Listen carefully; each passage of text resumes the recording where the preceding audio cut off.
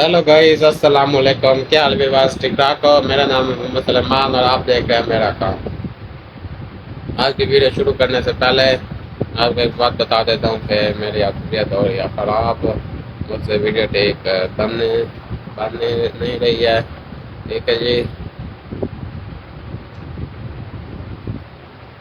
आज मैं पूरा दिन हो गया, अभी 3 से 3:30 बजे का टाइम है और मैं आराम कर रहा हूँ। दुकान पे हूँ मगर साथ और मेरे कहीं गए हुए थे, इसलिए मैं अभी दुकान पे हूँ और आराम कर रहा हूँ। ये देख सकते हो, ये मैं कुर्सी पे आराम कर रहा हूँ।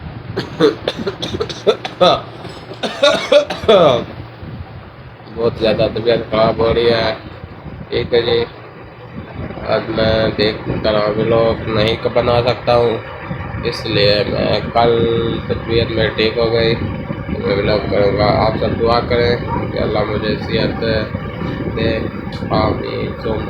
ठीक है जी, अल्लाह हाफ़िज़।